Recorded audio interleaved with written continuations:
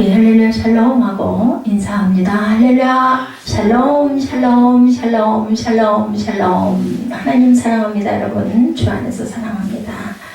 예, 우리 에르미야 25장 1절에서 14절 말씀 회복, 새롭게 하소서. 회복의 은총을 꿈꾸는 저와 여러분이 되시기 바랍니다. 우리 예배 전에 제가 잠깐 기도하고 말씀 전하도록 하죠. 여러분들 마음 모아서 은혜 주시옵소서 하고 마음으로 기도하시기 바랍니다. 저도 기도합니다. 입술로. 하나님 감사합니다. 저희들 어느덧 셋째 주 2월 중순을 접어넘는 그러한 귀한 주일 주셔서 감사합니다. 아버지 에르미야 25장을 통하여서 에르미야가 선포한 그 말씀이 우리 마음밭에 꽂히게 하시고 주님의 얼굴을 구하는 귀한 시간, 주님의 뜻을 알고 아버지 우리 삶 속에 힘이 되는 말씀이 되도록 성령께서 은총으로 역사하시고 아버지 이한나무 숲 십자가 뒤로 감춰주시고 성령께서 대언하여 주시옵소서. 감사드리옵고 예수 그리스도 이름 받들어 축복하며 기도드렸사옵나이다. 아멘. 오늘 본문 바벨론 지역의 느부갓네살이 왕에 올랐을 때 하나님께서 에레미야를 통하여서 하신 말씀 1절이죠. 보면 유다의 왕 에레미야가 하고 요시야의 아들 여호야김 넷째 곧 바벨론의 왕 느부갓네살 원년에 유다의 모든 백성에 관한 말씀이 누구에게? 에레미야에게 임하니라. 25장 14절까지밖에 우리가 함께 나누지 않았어요. 25장의 중요한 구절 잠깐 알려드리고 가도록 합니다. 요시야 왕 13째 해부터 오늘까지 23년 동안 순종하지 아니하느니라. 25장 3절에 이렇게 나오죠. 3절 잠깐 보시기 바랍니다. 심판의 원인은 에레미야가 23년 동안이나 심판을 경고했지만 이를 듣지 않은 유다 백성들의 강박한 마음밭에 있다. 마음이 닫혀있질 않아요. 들으려고 하질 않아요. 귀를 열질 않고 마음을 열지 않습니다. 에레미야 7장 13절의 야훼의 말씀이라. 이제 너희가 그 모든 일을 행하였으며 내가 너에게 말하되 새벽부터 부지런히 말하여도 듣지 아니하였고 너희를 불러도 대답하지 아니하였느니라. 부르는데 대답 안 하는 방법이 없어요. 그죠? 그럼 어떻게 할까요? 그 다음에는 가서 건드리겠죠. 그래도 미동을 안 해. 그럼 어떻게? 그죠? 사무엘 말 맞다나 주먹으로 한 대 날려요. 그래서 혼이 나는 게 바로 이스라엘 백성들이었다. 에레미야 11장 7, 8절에 내가 너희는 내 목소리를 순종하라 하였으나 그들이 순종하지 아니하며 귀를 기울이지도 아니하고 그 악한 마음에 완악한 대로 행하였으므로 내가 그들의 행하라 명령하였어도 그들이 행하지 아니한 이 언약의 모든 규정대로 그들에게 이루게 하였느니라. 벌 주겠다는 말씀이에요. 요한복음 8장 47절에 하나님께 속한 자는 하나님의 말씀을 듣나니 너희가 듣지 아니하면 하나님께 속하지 아니하였습니다. 하나님 말씀 안 듣는 사람들은요 하나님께 속한 자가 아니라고 말씀을 안내하네요. 4절에 25장 4절입니다. 그의 모든 종 선지자를 너희에게 끊임없이 보내셨으나 하나님께서는 에레미야뿐만 아니라 여러 선지자들을 보냈어요. 끊임없이. 불구하고 유다 백성은 하나님 말씀을 듣지 않았다. 역대하 36장 15, 6절에 증거합니다. 그 조상들의 하나님 여호와께서 그의 백성과 그거 하신 것을 아끼사 부지런히 그의 사신들을 그 백성에게 보내 이르셨으나 그의 백성이 하나님의 사신들을 비웃고 그의 말씀을 멸시하고 그의 선지자를 욕하여 야훼의 진노를 그의 백성에게 미치게 하여 회복할 수 없게 하였으므로 예레미야 29장 29절에도 너희들이 내 말을 듣지 않았기 때문이니라. 내가 내 종 선지자들을 너희들에게 꾸준히 보냈으나 너희는 그들의 말을 듣지 않. 29장에도 이렇게 말씀합니다. 마태복음 21장 35, 6절입니다. 농부들이 종들을 잡아 하나는 심히 때리고 하나는 죽이고 하나는 돌로 쳤거늘 다시 다른 종들을 처음보다 많이 보내니 그들에게도 그렇게 하였느니라. 종들 보냈어요. 소작한 그걸 좀 달라고. 그랬더니 이거 때려서 돌려보냅니다. 계속해서.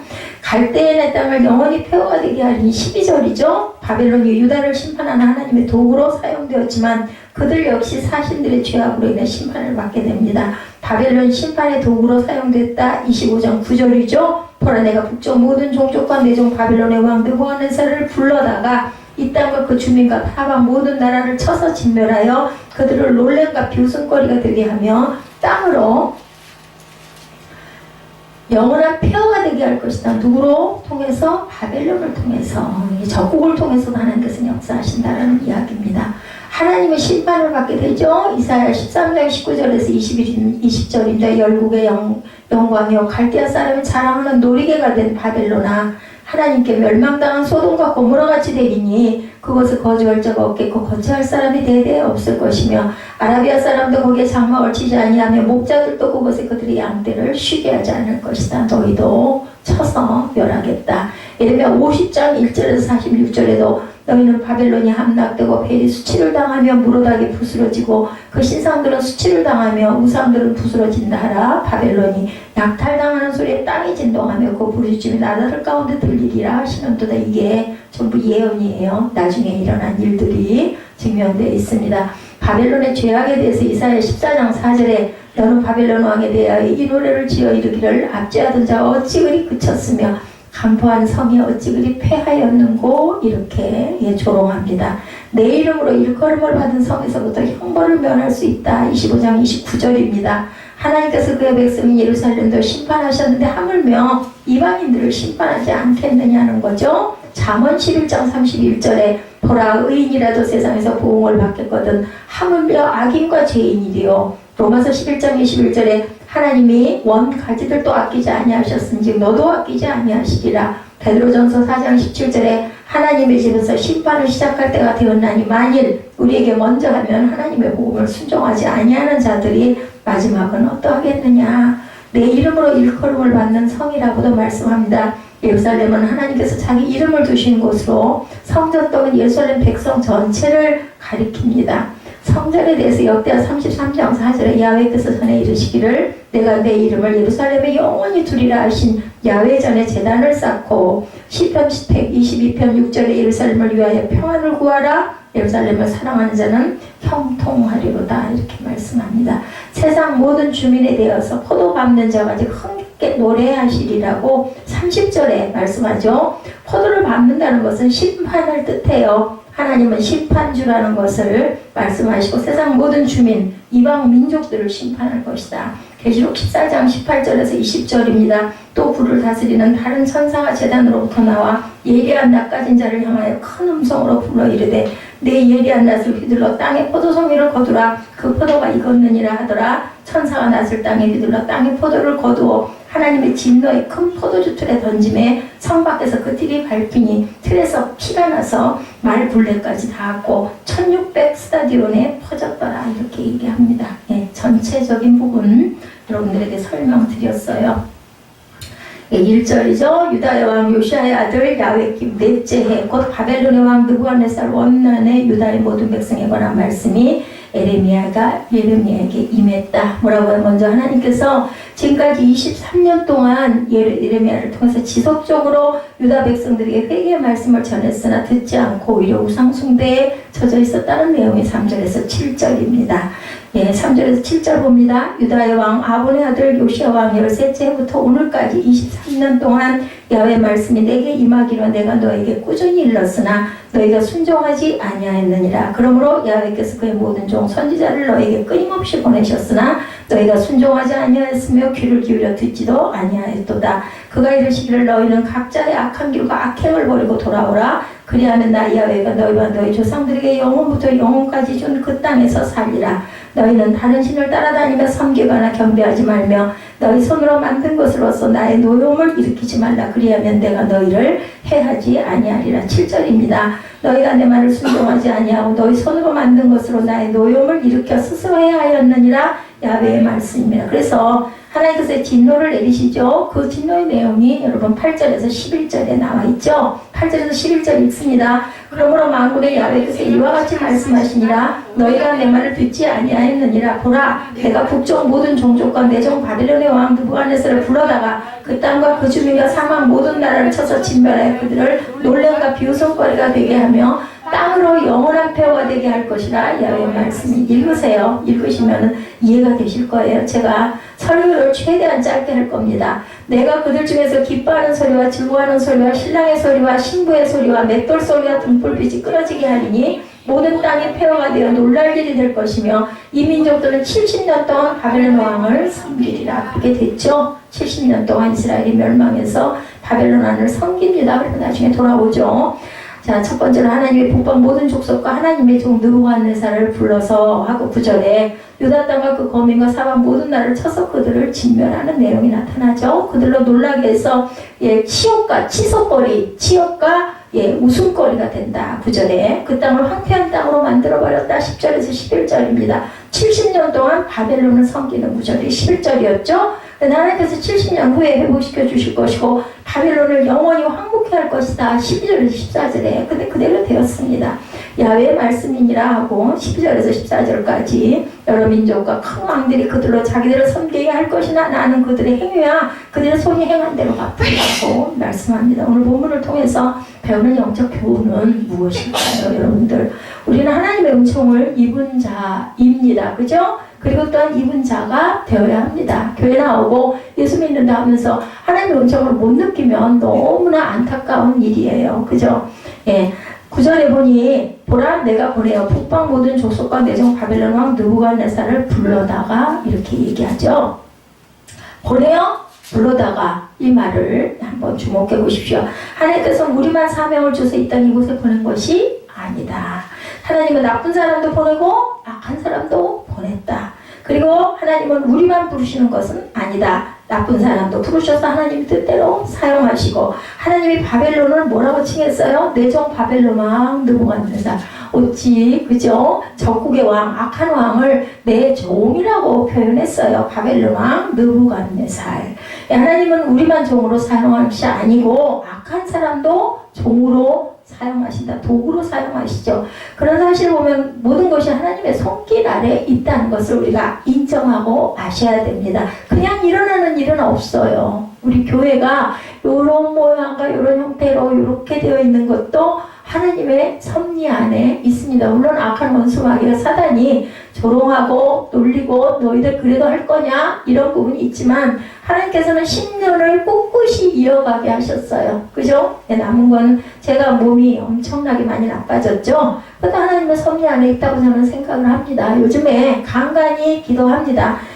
말씀 전하는 거 불편하지 않게. 거동하는 거 너무나 불편해가지고 거동을 못하는 일이 없도록 해달라고만 합니다. 고쳐달라고는 하지 않습니다.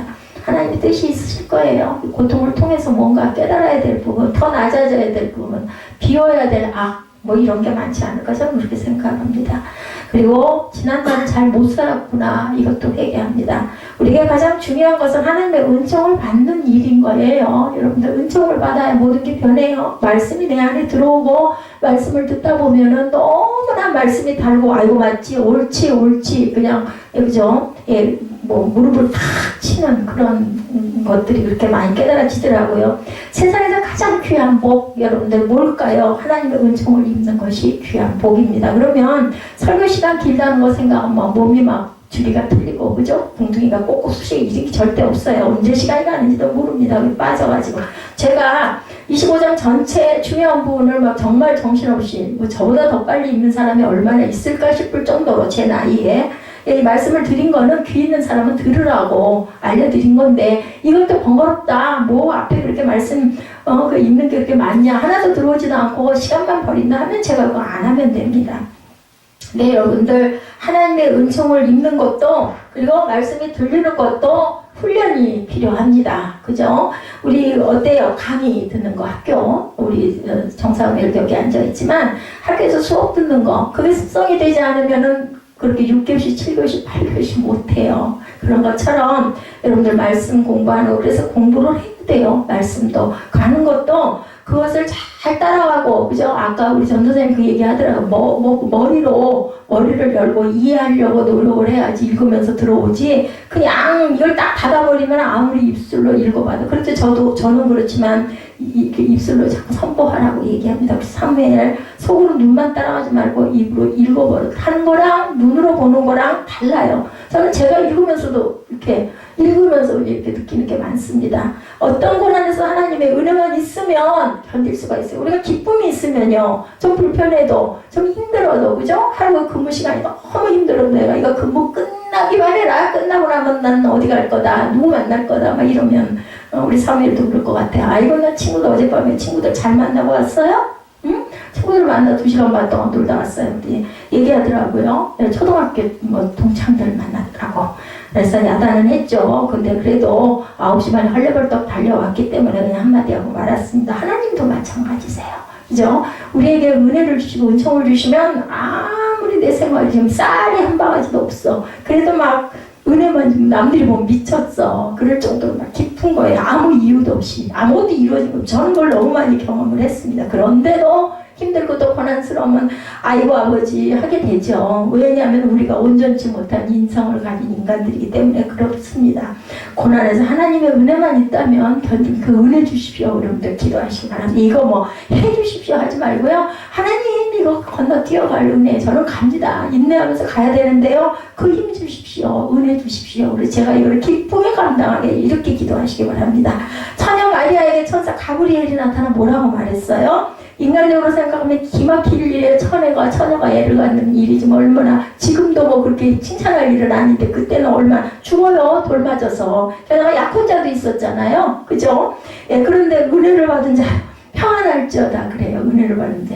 제가 아까 이 말씀 하나를 뽑아놓고 여러분들 기도할 때 이 오늘 말씀을 드린다고 했는데 못 드렸어요. 평안을 너에게 끼치노니 곧 나의 평안을 너에게 주노라. 주님이 우리에게 평안을 주시겠대요.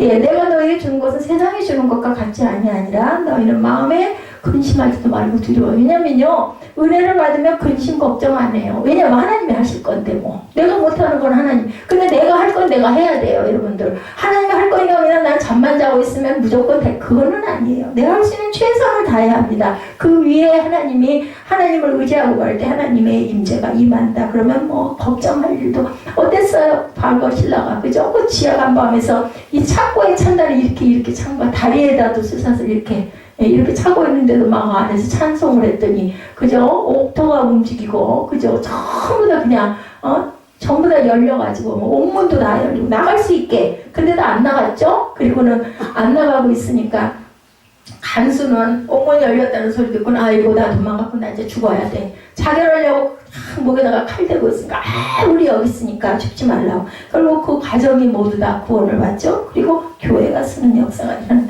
은혜 받으면 성령 받으면 세상에 새롭게 어떻게 세워졌어요? 예, 성령이 임하는 바람에 여러분들 감동이 있어가지고 하나님 진짜 살아계시는구나. 뭔가 이상해 막 달라.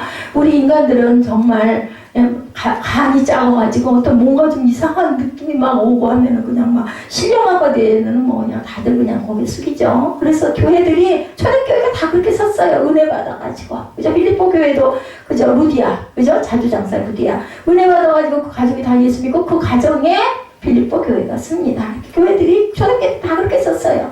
하나님의 은총을 잊기 위해서 가장 필요한 건 뭘까? 자, 뭐예요? 우상숭배. 내가 가장 사랑하는 거 비워버려야 돼. 뭐 내가 텔레비전을 가장 사랑하는 내가 휴대폰을 없으면 나는 죽어 할 만큼 하나님보다 예배보다 더 중요한 이거 다 버리고 뭐 무상숭배 옛날 뭐 사당에 가서 절하고 뭐 목각 인형 놓고 그거 뭐한테 절하는 게 아니라 내 마음에 너무 엄마를 우상시하면 또 엄마 부분도 하나님보다는 뒤로 밀어놓을 줄 알아야 된다.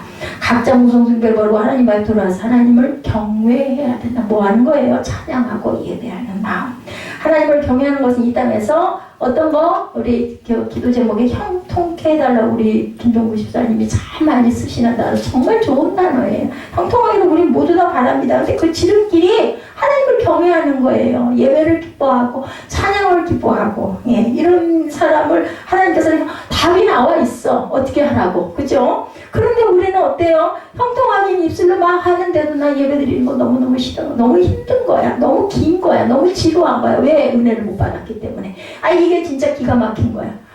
은혜를 받으면 안 길어. 근데 이거 길어서 난 너무 힘들어. 예배 드리고 싶은데 내 맘대로 안 되고 너무나 힘들고 안 들어와. 근데 은혜 받으면 들어온대요. 은혜를 어떻게 받아야 될 것이 마음을 열고 아까 우리 전도사님 얘기한 것처럼 머리를 열고 듣고 무슨 말인가를 깨달으려고 노력을 할 줄 알아야 된다. 축복의 시작, 축복의 원리, 축복의 길, 축복의 종착역 은혜 받으면 됩니다. 제가 이거 지난 금요일날도 말씀드렸어요. 여러분들 수학 법칙 우리 정사면 재미있을 것 같은데 어떤 분이 이것을 하나님의 수학이다 이렇게 얘기를 해서 제 눈에 띄었어요. 그래서 제가 싫었어요. 1과 0의 순서에 관한 거. 하나님은 한 분 하나님 1. 나는 하나님 앞에 나중에 아무것도 없어지잖아요. 제로라고 놓고 봐요. 근데 소수점에 있어서 내가 하나님 앞에 서 있으면 어떻게 되겠어요? 0.1. 두 번째로 서 있으면 0.01. 세 번째로 서 있으면 0.001. 근데 하나님을 앞에다 놓고 나를 뒤에다 놓으면 1.0. 또 두 번째로 더 겸손해서 뒤에다 놓으면 100. 세 번째에 뒀는데 내가 제로입니다 하고 놓으면 000, 1000, 만, 10만, 100만. 우리의 법칙 뭐예요? 우리가 항상 하나님 뒤에서 하나님을 보필하고 경외하고 순종하고 갔을 때 숫자는 기하학적으로 들어간다. 근데 내가 앞에 쓰면 쓸수록 점점 나는 내 가치가 없어지고 작아지고 보잘것없고 쓰일 수가 없는 존재가 된다. 이 말씀이 저는 너무너무 좋더라고요. 여러분 어떻게 생각하세요? 정말 대단하다. 어떻게 이런 생각을 했을까? 저는 그랬습니다. 이렇게 하나님보다 앞서면 앞설수록 내가 앞설수록 나는 정말 보잘것없는 존재. 다윗 같은 사람도 목동을 치고 집에서 이새가 아버지가 아들로 여기죠. 말째 아들 막내 아주 코 찔찔이 정말 못생기고 키도 조그맣고 위에 그냥 맏아들 둘째 아들 셋째 아들 엄청 잘생겼대요. 그러니까는 사무에게 가가지고 여기 아들들 쭉 세워보십시오 하니까 큰아들부터 막 나와가지고 와우 사람 보기에 너무 사무엘도 와우 저기 제목이다 왕이다. 왜냐면 성령이 아니라 둘째도 아니야 셋째도 아니야 일곱까지 다 끝났는데 아유 너 없어? 그러니까 아이고 뭐 양치는 내 아들 막내 아들 하나 있는데 아유 걔는 아니에요. 데려와 보니까 다 이 아들이다 해가지고 임재는 하나님의 방법과 사람이 보는 눈은 다르다는 겁니다. 자 같은 명이지만 앞에 두느냐 뒤에 두느냐에 따라서 그 가치가 하늘과 땅 뭐 정말 뭘로 비교할 수 없을 정도로 달라진다라는 거. 제가 역대상 21장에서 굉장히 은혜를 받아서 여러분들이 잠깐 이야기를 해드릴게요. 역대상 이야기 아시죠? 오르난의 타작마당 이야기. 오르난 사람 이름이에요. 타작마당에 주는 교훈. 크도록 하나님을 사랑하고 성전을 귀히 여겼던 다윗도 전쟁에서 연승을 하자 그만 교만해져가지고요 인구조사를 하라고 그래요. 인구조사라는 건 뭐냐면요 군사의 숫자 총칼을 들 수 있는 숫자가 얼마나 되는지 조사하라고 할 때 요압이 듣기가 싫었어요. 저거 아니네 저 교만인데 하나님이 하라고 모세한테 하나님이 하라고 그랬어요. 그거는 잘했다고 칭찬했는데 다윗이 지 맘대로 갈 때마다 블레셋 물리치고 막 모압 물리치고 뭐 땅을 있는 대로 확장하고 그냥 아주 뭐 그냥 통일 왕국을 만들어놨어. 그러니까 얼마나 되나 계수해봐라. 역대상 21장 2절에 뭐라고 말씀하냐면요. 역대상 한번 펴보죠. 좀 읽을 거거든요. 읽고요. 말씀은 되도록이면 짧게 말씀드릴게요. 제가 은혜 받아서 연결이 되기도 하고 해서 제가 한번 택해봤습니다. 21장 2절에 다윗이 요압과 백성이 들자에게 이르되 너희는 가서 브엘세바에 있었던 단까지 이스라엘을 계수하고 돌아와 내게 보고하여 수요를 알게 하라 하니 3절에 보니까 요압이 뭐라고 하냐면 야훼께서 그 백성을 지금보다 100배나 더 하시기를 원하나이다. 내 주 왕이여 이 백성이 다 내 주의 종이 아니니까 내 주께서 어찌하여 이 일을 명령하시니까 어찌하여 이스라엘이 범죄하게 하시니 죄였다는 거예요. 사람의 마음대로 사람 아니 왜 나빠요? 그 숫자 계수하는 거 나쁠 거 없어. 근데도 다윗의 마음대로 했기 때문에 이것은 옳지 않다. 범죄하게 하시나니까 이렇게 얘기를 합니다. 요압 장군이 아주 1등 장군이에요. 다윗 바로 있는 아주 수 장군이죠. 4절에 뭐라 해요? 왕이 명령 다시 요압을 제척하니라 뒤에 요압이 떠나 어쩔 수 없이 왕이 명령하니까 이스라엘 땅에 들어다닌 후에 예루살렘으로 돌아와서 5절에 요압의 백성의 수요를 다윗에게 보고한 이스라엘 중에 칼을 뺄 만한 자가 120만 명이고요. 군사 숫자 조사한 거죠.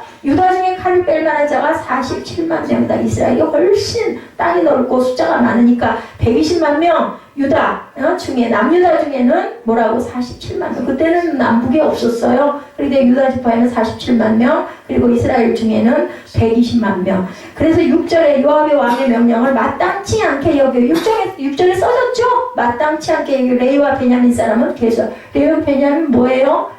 레위 제사장의 그 족보들이에요. 계수해서 뺐어요. 7절에 하나님이 이를 악하게 여기사 이스라엘을 치셨어요. 7절에 그리고 8절에 다윗이 하나님께 아뢰되 내가 이 일을 행함으로 큰 죄를 깨달은 거예요. 다윗이 깨닫기도 잘 깨달아. 누가 와가지고 나단이 와가지고 가시 와가지고 선지자 와가지고 당신 잘못했어. 그냥 말하자마자 그냥 눈물 콧물 범벅을 하며 뭐라 그래 침상을 띄우도록 누구 바세바 사건 때 그래가지고 막 죄를 용서해달라고 회개하죠. 간구하옵나니 종의 죄를 용서하여 주옵소서. 내가 심히 미련하게 행하였느냐 아니라 9절에 야훼께서 다윗의 선견자 갓에게 말씀해 선지자에게 말씀해요. 대신 야훼께서 가서 다윗에게 말하 이르기를 야훼의 말씀이 내가 네게 세 가지를 내어 놓으리니 그 중에 하나를 내가 택하라. 내가 그것을 네게 행하리라 하셨다라 하신지라. 세 가지 중에 하나. 그러니까 얼마나 다윗을 사랑했어요. 그런데도 그냥 어림도 없어 잘못된 너 죄졌으니까 셋 중에 하나 선택해인 거예요. 11절에 가시 다윗에게 나가 그에게 말하되 야훼의 말씀이 너는 마음대로 택하라. 12절 역대상 21장 12절입니다. 혹 3년 기근이든지 내가 석 달을 적군에게 패하여 적군의 칼에 쫓길 일이든지 여호와의 칼 곧 전염병이 사흘 동안 이 땅에 유행함 야훼 천사가 이스라엘 온 지경을 멸할 일이든지 뭘로 하든지 네가 마음대로 해라 라고 이야기를 하는 거예요. 여러분들 어떨 것 같아요? 3년, 석 달, 사흘. 예. 그래서 저는 처음에는 그 전에 이 말씀의 그 내용을 깊이를 모를 때는 4일, 사흘이 훨씬 낫지 석 달이나 3년은 어떻게 견뎌 이렇게 생각을 했더니 아니에요. 그 뜻이 아니시더라고요. 그래서 다윗이 제 생각처럼 옛날에 제 생각처럼 진짜 3일을 선택을 했어요. 15절에 하나님이 예루살렘을 멸하러 천사를 보내셨다가 천사가 멸하려 할 때 야훼께서 보시고 그 재앙 내림을 뉘우치사 멸하는 천사에게 이르되 족하다 이제는 내 성을 거두라 하시니 그때 야훼 천사가 여호수 사람 오르난의 타작마당 곁에 섰다. 자, 13절과 14절에 뭐라고 어떻게 결과가 났다고요? 다윗이 갓에게 이르되 내가 공경에 빠졌도다. 여호와께서 긍휼이 심히 크시니 내가 그의 손에 빠지고 사람의 손에 빠지지 아니하기를 원하나이다 하는지라. 14절에 이에 야훼께서 이스라엘 백성에게 전염병을 내리심에 이스라엘 백성 중에 죽은 자가 7만 명, 사흘 동안에 7만 명이 죽었어요. 근데 이거는요, 저도 3일이 낫지 석 달이나 3년이나 그게 아니라 자, 뭐라고 그랬어요? 3년 동안 처음에 뭐래요? 기근이 3년, 석 달 적군에게 패하여 적군에 쫓길 일 아니면 하나님의 천사를 통하여서 전염병을 내리는 일. 여기서 뭘 선택하느냐? 다윗이 선택한 건요,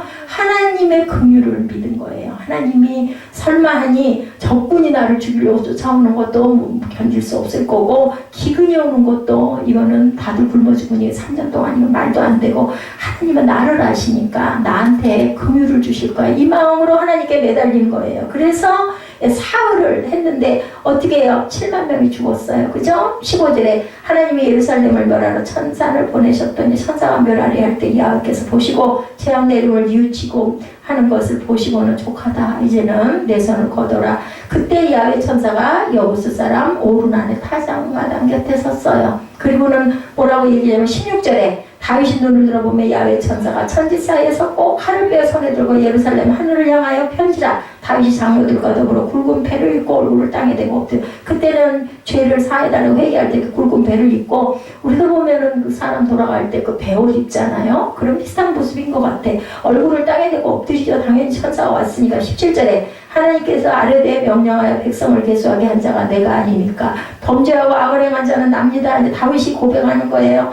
이 양떼는 무엇을 행하였나이까 청하건대 나의 하나님 야훼여 주의 손으로 나와 내 아버지 집을 치시고 주의 백성에게 재앙을 내리지 마. 이 백성들은 죄가 없습니다. 내가 죄졌습니다. 나를 재앙을 내리시옵소서 하죠. 18절에 야훼 천사가 갓에게 명령해 다윗에게 이르기를 다윗은 올라가서 여호수 사람 오르난의 타작마당에서 야훼를 위하여 제단을 쌓아라. 번제들이라는 거예요. 역대하 3장 1절에도 나와 있습니다. 19절에 이에 가시 야훼 이름으로 이른 말씀을 다윗에게 얘기하러 올라가죠. 그때 오르난이 밀을 타작하다가 돌이켜 천사를 보고 오르난의 4명의 아들과 함께 숨었어요.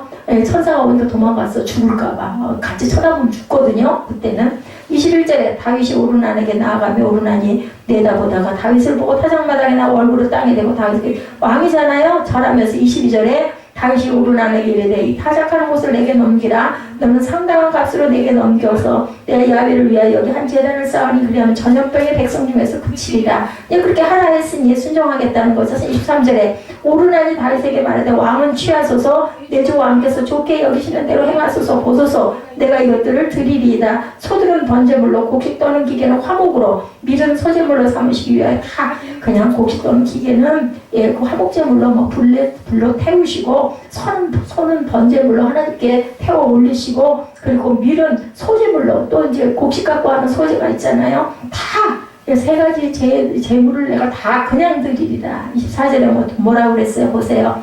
다윗아미 오르나는 이르되 그렇지 아니하다. 내가 반드시 상당한 값으로 살리라. 내가 야훼께 드리려고 내 물건을 빼앗지 아니하겠고 값없이 번제를 드리지도 아니하리라. 그러니까 다윗이 얼마나 하나님을 사랑하는지 알겠죠? 25절에 그래서 다윗은 그 톱값으로 금 600세겔을 달아. 600세겔이라고 그러면 뭐 지금의 수십억, 수백억 될 거예요. 모든 걸 다 줘요. 오르나에게 주고 다윗이 거기서 야훼를 위하여 제단을 쌓고 번제와 화목제를 드려 야훼께 아뢰었더니 야훼께서 하늘로부터 번제단을 위해 불을 내려 응답하시고 27절에 야훼께서 천사를 명령하시며 그가 칼집에 꽂았더라. 번제를 받으신 거예요. 이 부분에서 여러분들 깊은 의미를 여기서 깨달으시라고 제가 일부러 다 읽었어요. 다윗은 그냥 거저 그 땅 그냥 주는 거 갖고 그냥 뭐 돈 안 들고 600세겔이라는 어마어마한 돈을 안 해도 되는 거를 다윗은 번제물의 값을 치릅니다. 예배에는 반드시 헌물이 있어야 되고 하나님께 드릴 때는 희생이 있어야 되고 피 흘림이 있어야 된다는 뜻입니다. 그래서 우리 교회 내가 거하는 우리의 교회는 내 희생과 제물과 헌신이 필요하다라는 것이 뜻의 깊은 그 뜻을 갖고 있어요. 그래서 다윗이 축복을 받은 이유는 이런 원리를 너무너무 잘 지켰기. 그런데도 다윗이 이렇게 잘못을 하지 않아요. 사람이다 보니까 잘못했을 때는 얼른 엎드리셔야 됩니다. 그리고 회개, 진짜 회개하셔야 돼요. 아니 이렇게 해서 피해가 있고 마음까지도 아시잖아요. 하나님은 사람은 속일 수 있지만 다윗은 자기의 생애를 통해서 큰 공격에 2번 빠지죠. 밧세바 사건과 이 인구조사, 그죠? 군대조사 사건. 온 나라에 전염병이 들어가고만 아까 읽은 대로 7만 명이 죽죠. 이러한 공격에 빠짐에도 불구하고 어때요? 다윗은 길이 역사의 대대로 남는 성군으로 하나님의 구속사에 길이 남는 인물, 그리고 다윗의 후손으로 예수 그리스도가 오시죠.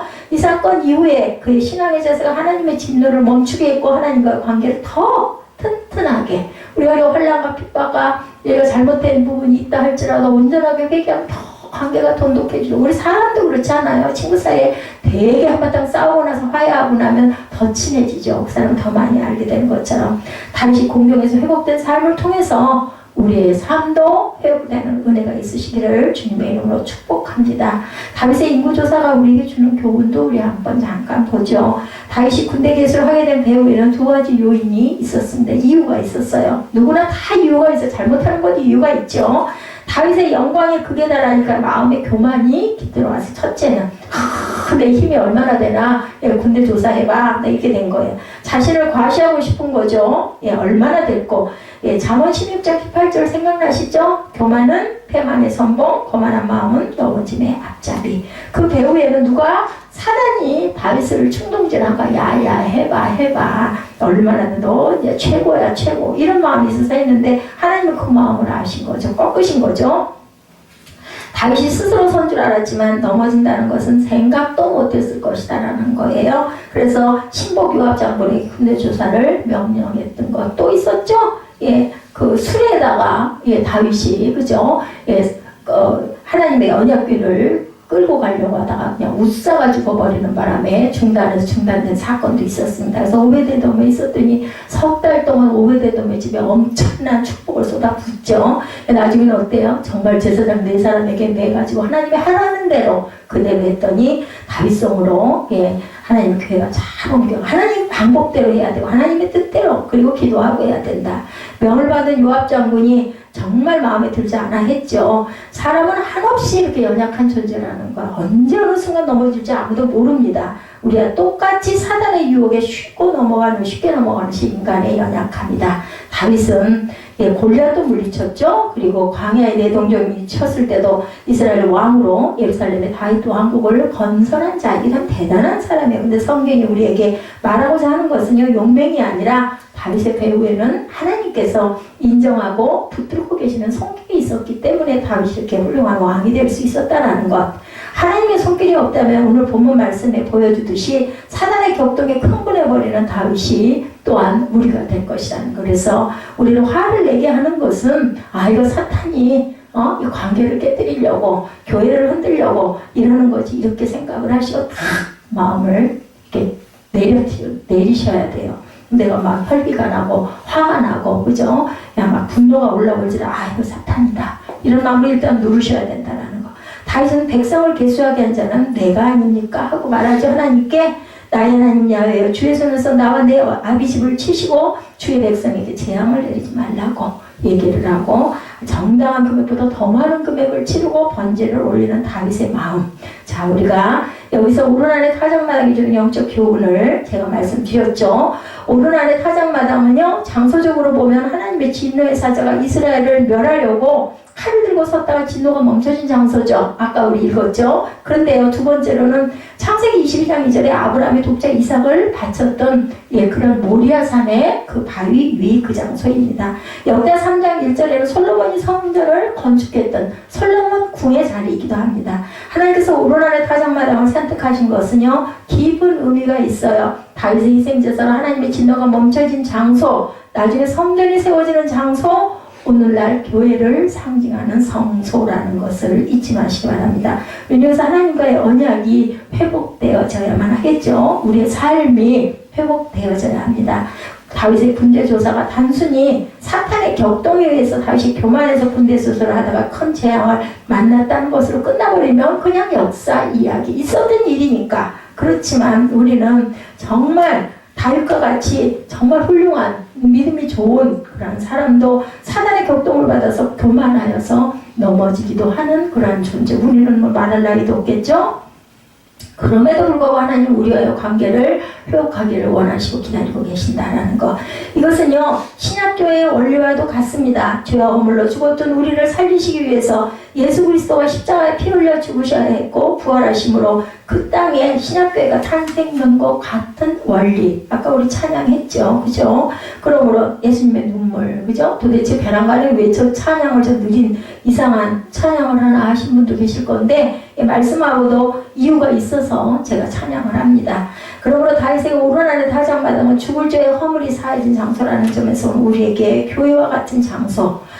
여러분들 세빛 여러분들 우리의 죄와 허물이 우리를 삼킬 정도로 많다 할지라도 회개하고 자백하고 용서함을 받는 하나님의 불의 응답 속에서 새로운 삶, 새롭게 되어지는 역사, 어제까지는 비우고 있으시기 바랍니다. 그리고 우리의 삶을 하나님께 맡기고 하나님과 무엇보다도 화목한 관계가 됐을 때, 은혜를 받았을 때 우리의 모든 것들은 형통하게 이루어진다는 것. 다윗이 오르난의 타작마당에서 하나님께 번제와 화목제를 드릴 때 땅 주인은 오르난이 다윗에게 대가를 받지 않고 장소와 소와 화목과 말을 바치려고 했지만 다윗은 24절에 내가 결코 상당한 값으로 살이라고 하고 금 600세겔을 오르난에게 주지요. 다윗의 이런 행동은 교회를 섬기는 우리에게 중요한 교훈이다. 아까도 말씀드렸지만 교회사에서 한국교회 부흥에 대해서 글 쓴 것들을 보면요, 제일 첫 번째로 한국 초대 선교사들이 네비우스 선교 정책들을 만들었다고 그래요. 네비우스 선교 정책이라는 것은 4가지가 있는데요. 개인 전도, 양육, 일꾼을 만들어야 되겠다. 두 번째, 교회 운영, 기구 조직은 자체 교회에 맞도록 설치해야 되겠다. 교회 자체 내에서 지도자를 양성해야 되겠다. 교회당 건축은 교인들 자신의 힘으로 해야 되겠다. 이렇게 4가지였다고 해요. 그래서 처음부터 성도들 힘으로 교회당을 건축하는 역사가 일어났다고 합니다. 우리나라의 그 교회들이. 한국 교회가 단시간 내로 성장할 수 있었던 이유 가운데 하나가 바로 자신들의 힘으로 이 교회를 건축했다는 것. 다윗의 오르난의 타작마당에서 제사는 이런 면에서 우리에게 교훈을 주는데요. 교회는 내 마음의 고향이 되어야 합니다. 우리들 그 추석이나 설명절 되면은 멀리 부산까지도 그죠? 대구까지도 어때요? 자기 고향 찾아가지고 귀경인파라고 얘기하죠. 왜 그렇게 가겠어요? 뿌리기 때문에 찾아갑니다. 이런 것처럼 영적인 뿌리는 교회, 내가 나가고 있는 교회입니다.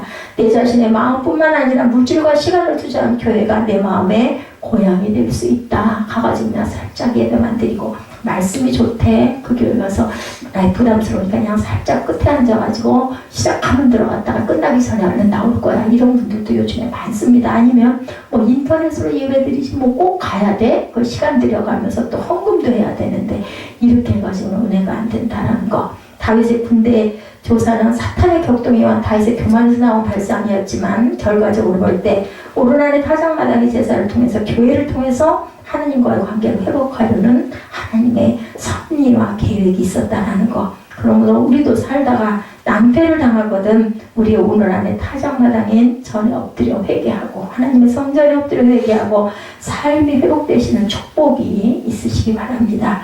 내일은 회복의 은총이 있을 것이라는 또한 꿈과 비전도 가져야 되겠죠. 예레미야가 본문으로 돌아가서 백성들에게